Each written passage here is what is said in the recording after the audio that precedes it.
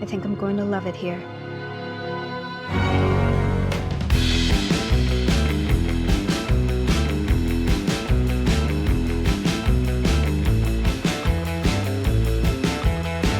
Jenna Ortega is an American actress, a rising superstar of the new generation who is widely known for her role as the main character in the popular series Wednesday. She literally blew up social media with her incredible goth dance, winning the hearts of millions of subscribers overnight. We dedicate this video to this talented and fearless girl who got everyone talking.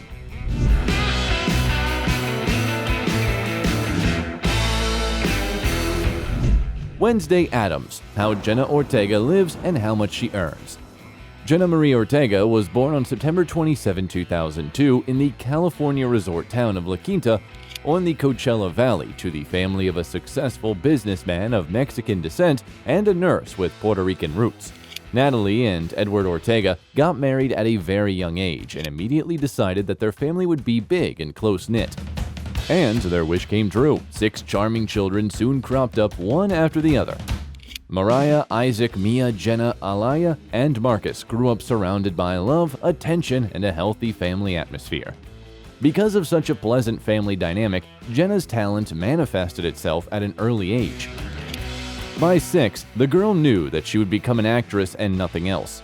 She was greatly impressed by the film Man on Fire starring Denzel Washington. Dakota Fanning, who played the main character's daughter in this thriller, shocked little Jenna.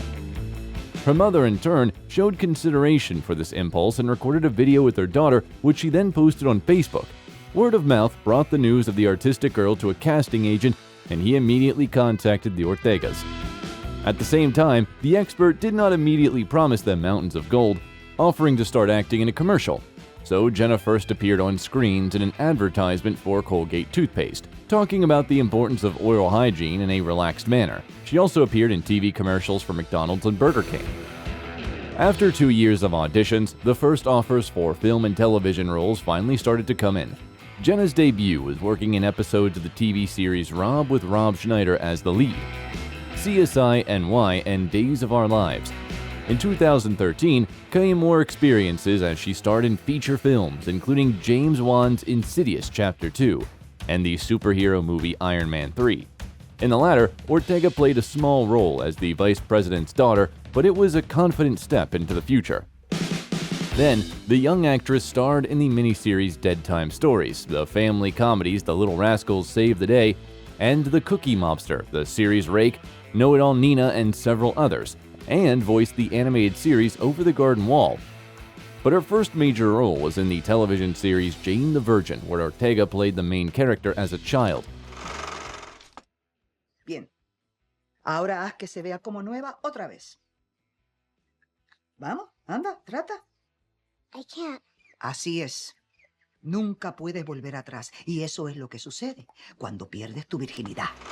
In 2015, Jenna starred in the TV series Richie Rich, where she got the role of the main character's girlfriend. And even though critics pulled the Netflix creation to pieces, from that moment, lead roles were now within her grasp. Next, the young actress appeared in the massively mixed-up middle school mystery, and afterwards, but another project made many critics look attentively at this petite brunette. For 2 years, she acted in the comedy series Stuck in the Middle as the main lead. It is noteworthy that the Disney Film Company seems to have chosen its script specifically for Jenna. The thing is that Harley Diaz, whose story we follow, comes from a big family, and as the title states, Diaz finds herself stuck in the middle as the middle child. Jenna, just like her character, was born into a large family and is the middle child. Interestingly, this series predicted the future role for the actress when her heroine said, If my family was a week, I'd be Wednesday. We must say that the producer's bid turned out to be successful, and Ortega received her first win at the prestigious Imagine Awards, which celebrates the positive image of Latinos in the entertainment industry. In addition, her work was highly appreciated by Disney professionals, and in 2016, she received an offer to voice one of the main characters of the animated film Elena of Avalor. The role of Princess Isabel brought her not only several awards and nominations, but also a lot of young fans. Success with this audience was consolidated in 2017 when Jenna was invited to the star in the music video Chapstick by popular American blogger and singer Jacob Sartorius.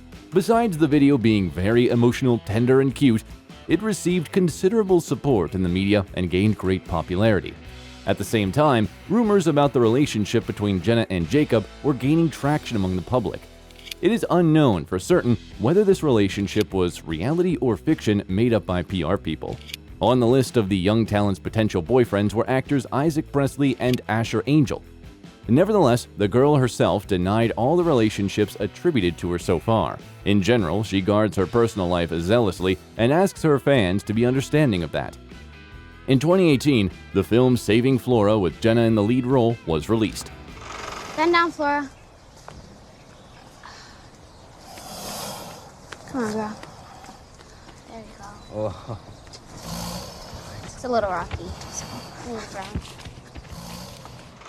In the center of the plot is an old circus elephant, which they plan to get rid of because she can no longer perform in front of the public. Then the resourceful daughter of the circus director played by Ortega decides to save her pet and goes on a long journey with her. The following year, the actress starred in the psychological thriller TV series You. Can you believe she put that spy software on my phone? Shit. You sure it was her? Who else would it be? So you're not gonna tell her you know? Obviously not. It's way more useful if she thinks it's still working. This is what I get for trying to out-tech a teenager. Her character appeared only in the second season and was an annoying, sometimes strangely behaving girl, Ellie. In 2020, Jenna took part in the comedy horror film The Babysitter Killer Queen. Having played one of the main roles, the shooting was a big source of stress for the young actress. When she joined the team, everyone was already well acquainted with each other and she had to overcome awkwardness and panic attacks. In the same year, the miniseries home movie The Princess Bride was released, which was filmed by the actors on their smartphones during the lockdown. In addition, Jenna was noted for her work in the animated science fiction series Jurassic World, Camp Cretaceous, voicing a character named Brooklyn. In 2021, 2 films were released. Yes Day, in which such masters as Jennifer Garner and Edgar Ramirez became Jenna's partner on set, and the movie that discusses the pressing problem of shootings, The Fallout. The plot takes the viewer through a normal day of an ordinary 16-year-old schoolgirl, Vada, brilliantly played by Ortega. I just said you don't even need to wear makeup. What was that? Was that a gun? The girl manages to hide in the toilet while there is a shooting on the school premises. She can only hear what's happening. The aspiring director Megan Park managed to not just film a drama about a sensitive topic, but also to show the psychological side of the tragedy.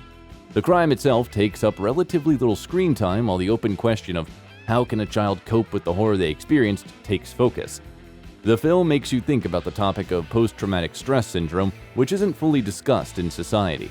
The filmmakers masterfully bring to fore the horror of the fact that even after huge amounts of stress like that, the world still goes on. As for Jenna, the movie showed her not only as a serious dramatic actress, but also made her look like a sensitive person. All because she had a similar experience in her life. According to her, she faced this threat in elementary school. Back then, the children were sitting in the classroom with the teacher and, in a state of shock, could only ask one thing: is this really happening?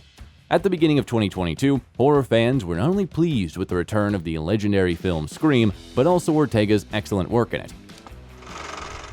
Hello? Bonus question, Tara. Please stop! Do you think I made it inside your house before you could rearm?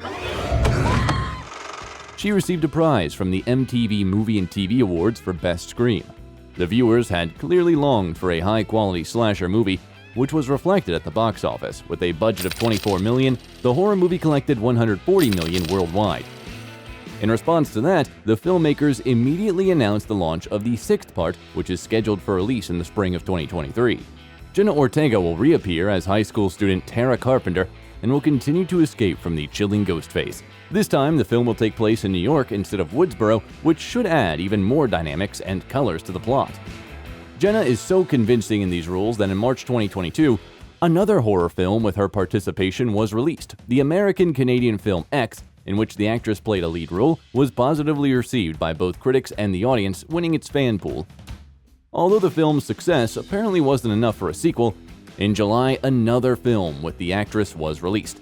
American Carnage by the master of the genre Diego Halavis revealed to the world a non-trivial plot in which harmless at first glance, elderly people become monsters. Hey, she were into girls, I'd try to hit that too. Oh, yeah? Then again, maybe I could change your mind about that. Oh, relax, bro. I'm not gonna stand in your way.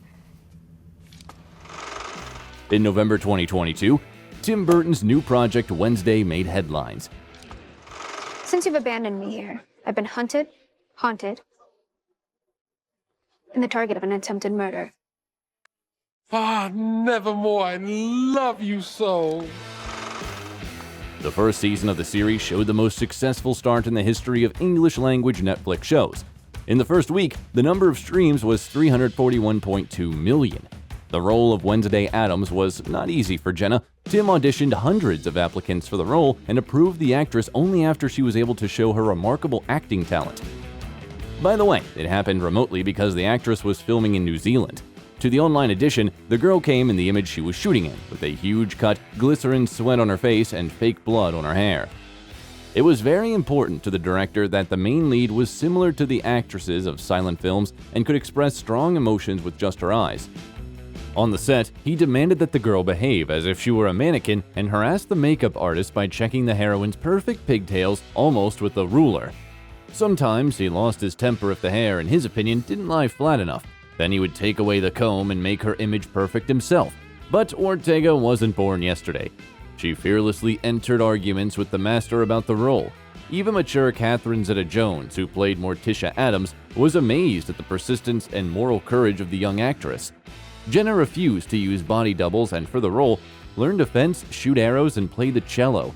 And she also came up with her heroine's main shticks, not blinking and the dance in the 4th episode. The actress choreographed it herself. The result can be safely compared with the effect of an exploding bomb. A strange set of movements coupled with the eye acting instantly made the scene iconic. The song that young Addams danced to was called Goo Goo Muck and by the rock band The Cramps. It is noteworthy that downloads of this track on the popular Shazam platform soared by as much as 8,000% after the series' release. Lady Gaga's song Bloody Mary was also lumped with the general hype. TikTok users started posting their version of the dances using the song. In early December, the singer herself joined the viral trend by shooting a video inspired by the film. Jenna herself reaped decent benefits from her legendary dance. In just 10 days, the number of her Instagram followers soared by 10 million, and by December it exceeded 20 million, and Jenna won't stop there.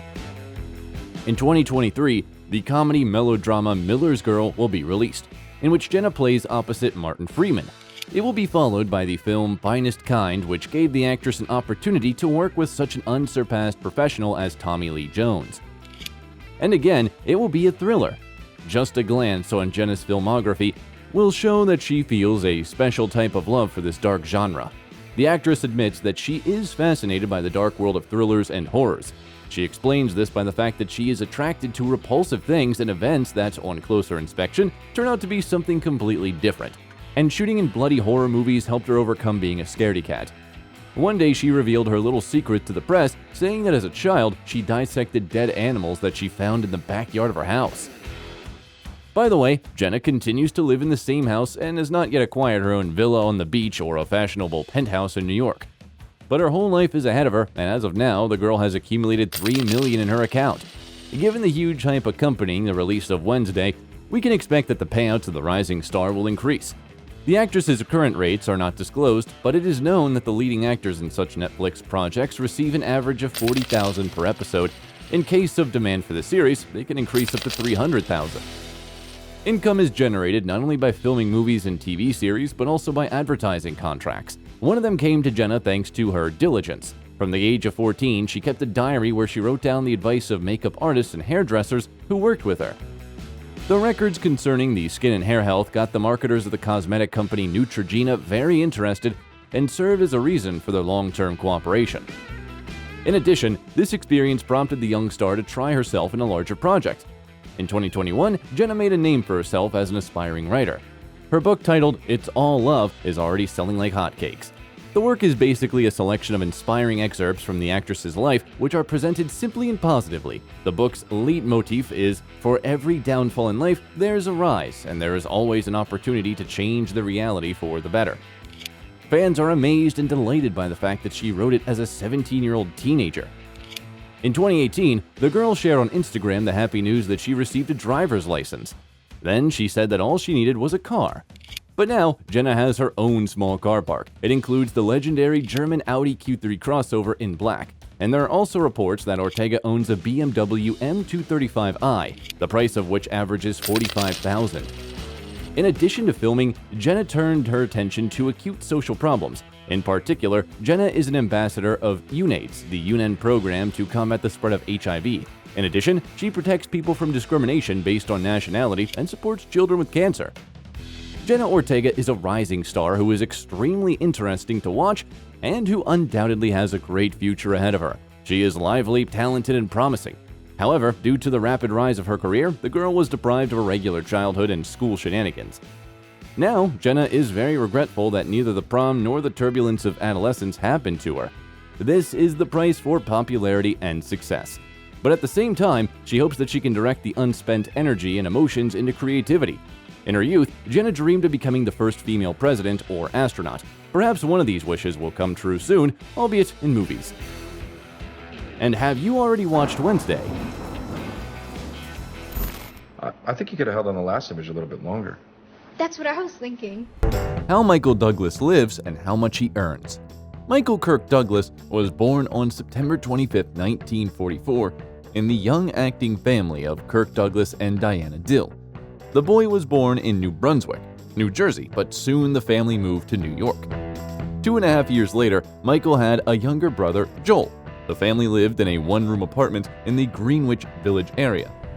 Right now, our hero is called the heir to the show business's royal dynasty, but back then, his parents were just starting their careers. Kirk spent most of his time in California filming under a studio contract, and his marriage with Diana couldn't withstand it. Michael's parents divorced when he was 6 years old, and he stayed with his mother. 7 years later, she remarried. Stepfather became the first adult Michael could talk to about anything, and thanks to whom the young man felt confident for the first time. But at school, none of the teachers could restrain his violent temperament. Even though Michael studied well, he skipped classes and talked back to the teachers. For some time, the young man worked at a mobile gas station. Some days he was an employee of the month, and other days he would track cars and steal spare parts from them with his friends. In addition to his stepfather, the authority for Douglas Jr. was his father, who managed to become a movie icon for the whole of America. Michael was so impressed by Kirk's films and the time spent with him on the set during the summer holidays that he also wanted to become an actor. He often asked his father which doors to knock on to break into Hollywood, but he was categorically against his son's choice of profession. However, when Michael enrolled at the University of California as a dramatic arts major and played in theatrical productions, Kirk came to his son's every performance, no matter how busy he was. At university, Douglas became friends with Danny DeVito, who later became his flatmate. They rented an apartment in New York for $150 a month. At the same time, the young man earned a living by delivering coffee at the cinema and working behind the scenes. Nevertheless, Kirk contributed to the beginning of his son's acting career. Together, they starred in and produced the 1966 film Cast a Giant Shadow. The following roles came only several years later. In the late 60s, early 70s, Douglas starred in several TV series and films such as Hail Hero and Summer Tree. On the set, the young man met a young promising actress, Brenda Vaccaro. The couple was inseparable for 6 years, living like hippies and vowing eternal love to each other. Michael calls this time the most wonderful in his life. But the relationship ended abruptly. Brenda just got in the car and left. The young actor's first significant work was the role of an inspector in the TV series The Streets of San Francisco, which he received in 1972 and played for 5 years. I've got 2 eyewitnesses. What did they see? Police brutality. Oh, come on now. Joe Landers? Look, he may be a little hard-nosed, but he never manhandled anybody. I don't buy that. All right, did they see the gun go off? Not who was holding it, no. His partner on the set was Kirk Douglas' friend Carl Malden. He called Michael the son he never had and insisted on his participation in the project. Interestingly, even after moving to Hollywood, Michael continued to pay his part of the rent while DeVito remained in New York. Also in 1972, our hero appeared in the films When Michael Calls and Napoleon and Samantha. The latter has become a classic of American children's films. Later, Douglas was caught up with the work behind the scenes. He directed one of the episodes of Streets of San Francisco and began working on the film adaptation of Ken Kesey's novel One Flew Over the Cuckoo's Nest. The rights to the film adaptation belonged to Kirk, but he abandoned the hope of implementing the project, so he handed them over to his son. The film surpassed all expectations, winning 5 Oscars and bringing fabulous profits to the Douglas dynasty. Since then, our hero has acted as a producer in many films in which he starred.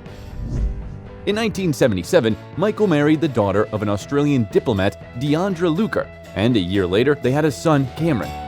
According to both spouses, their life together was like a volcano. It subsided for a while, then erupted with terrible force. And there were a lot of infidelities. Deandra said in an interview that she once caught her husband with her friend, but each time she forgave him. In 1978, the thriller The China Syndrome was released. Douglas's payout in which amounted to $262,000. For his next film, the sports drama Running, Michael trained a lot and ran about 55 miles a week. In addition, he stopped smoking 2 packs of cigarettes a day and lost almost 13 pounds. Then, the movie It's My Turn came out, but a successful career had to be put on pause for several years. In 1980, Douglas was seriously injured at a ski resort and returned to the screens only in 1983 with the crime thriller The Star Chamber. It didn't become widely known, unlike his next work, the adventure film Romancing the Stone. Michael, who also became the producer, bought the script for $250,000. And as a result, the box office around the world exceeded $85 million. Oh, God damn it, what a ride, huh? I'm telling you, this has turned out to be one hell of a morning. Equally successful was the sequel titled The Jewel of the Nile in 1985, although Douglas took part in the sequel without much desire. Soon, the musical A Chorus Line was released on the screens, and in 1987, the world saw 2 hits at once, Fatal Attraction and Wall Street. For the former, Douglas received $13 million, and for the later, 2 major film awards, a Golden Globe and an Oscar. In addition, the role of the stock market shark and concurrently the main villain ironically inspired many people to make a career in economics and the stock market. In 1989, Michael presented to the audience the crime thriller Black Rain and the comedy The War of the Roses. In the latter, he worked with his friend Danny DeVito. Then, he produced several films, including the action movie with Jean-Claude Van Damme, Double Impact, and starred in the military drama Shining Through. But the absolute hit of 1992 was the thriller Basic Instinct, for which Douglas received $15 million. My sex life's actually pretty shitty since I stopped seeing you.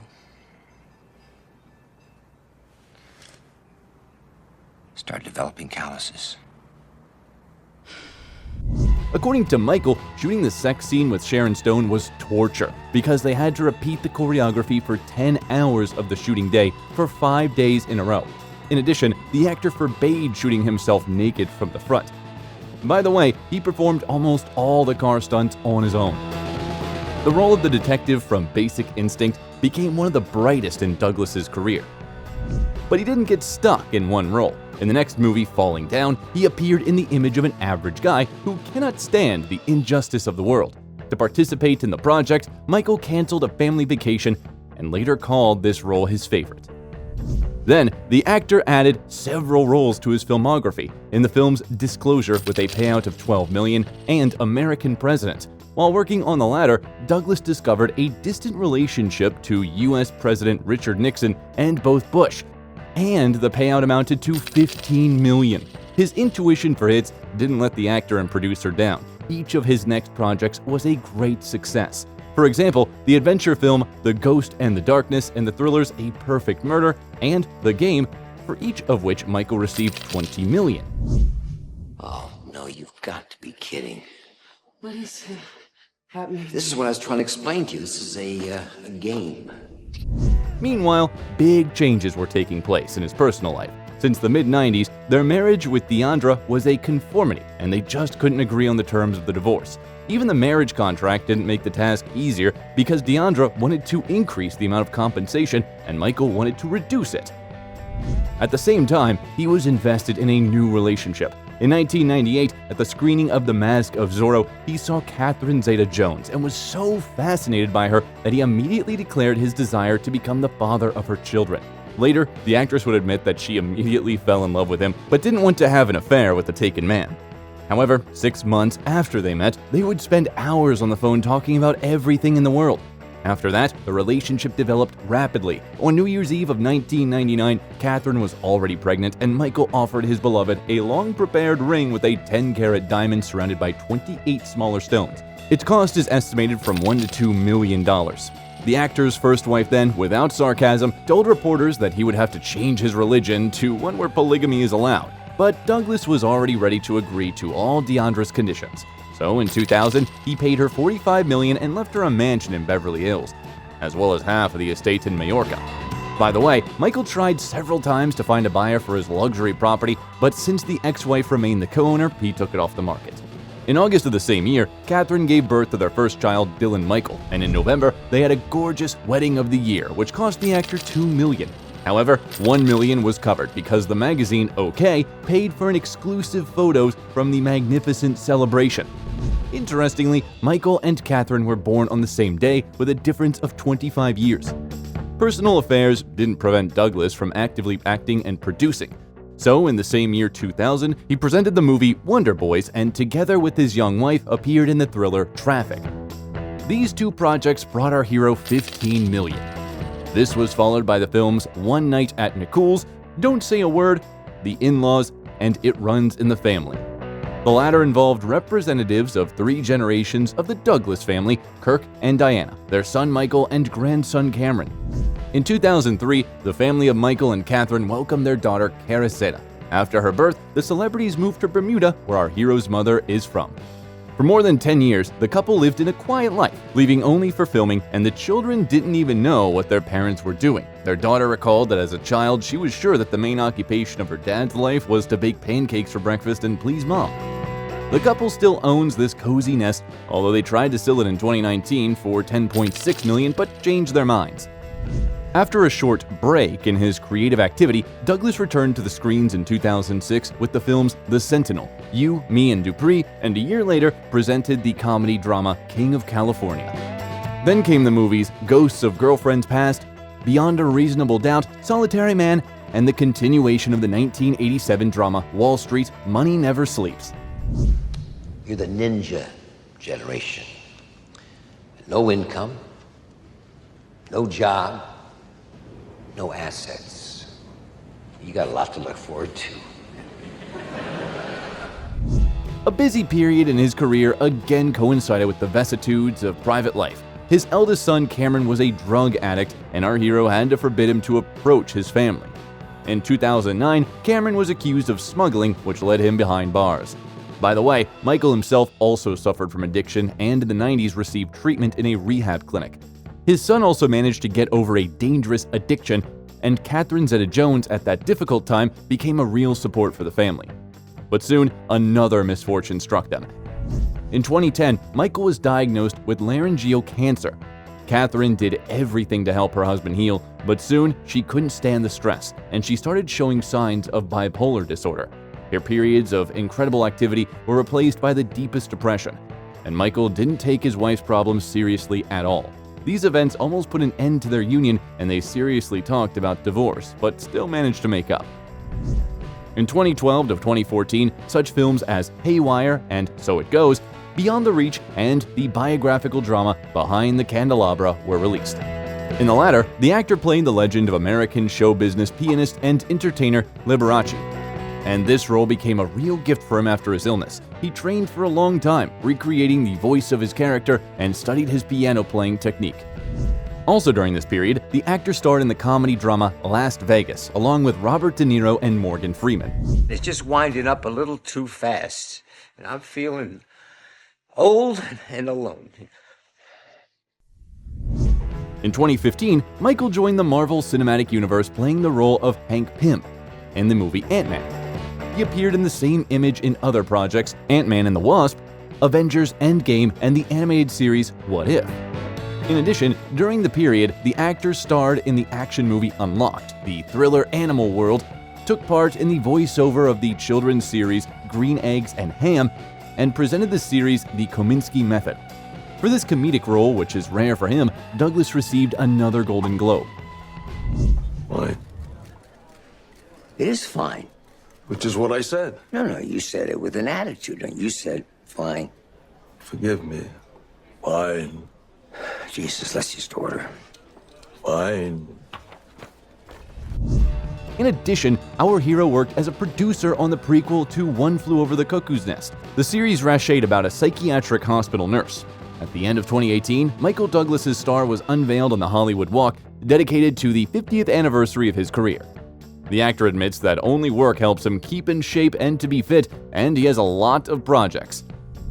In February 2023, the premiere of the fantastic action movie Ant-Man and the Wasp: Quantumania took place, where Douglas again played Hank Pym.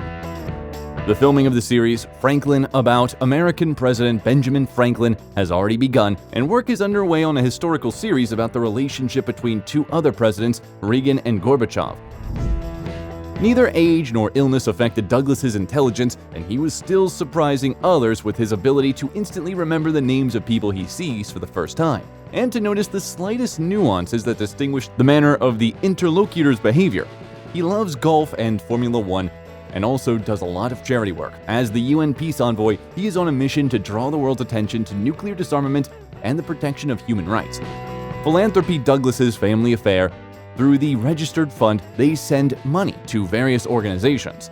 The entire inheritance from Kirk Douglas of $61 million was also sent to a charity, especially since Michael's fortune greatly exceeds his father's capital. It is estimated at $350 million earned as an actor and producer. In addition, Douglas invests. However, after the 2008 crisis, when he lost about 35 to 40% of his fortune, Michael became more conservative in investments.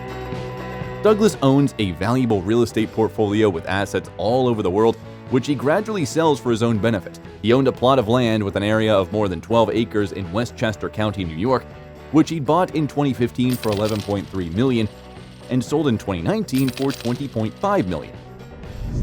Around the same time, he and Catherine paid only $4.5 million for a house in the wealthy suburb of Irvington in New York State.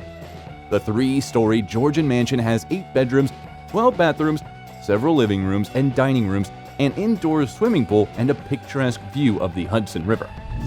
Douglas and his wife also own a large apartment in New York City overlooking Central Park. The 15-room penthouse includes a master bedroom and a cozy library.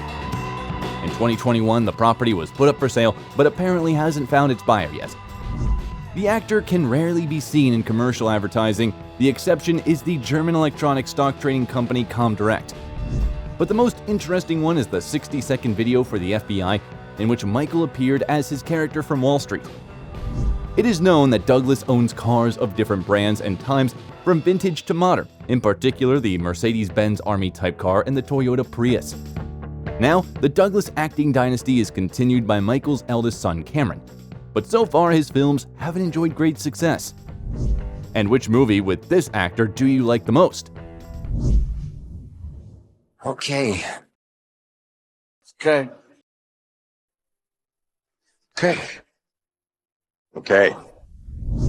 If you liked the video, leave a like and subscribe to the channel so you don't miss anything interesting.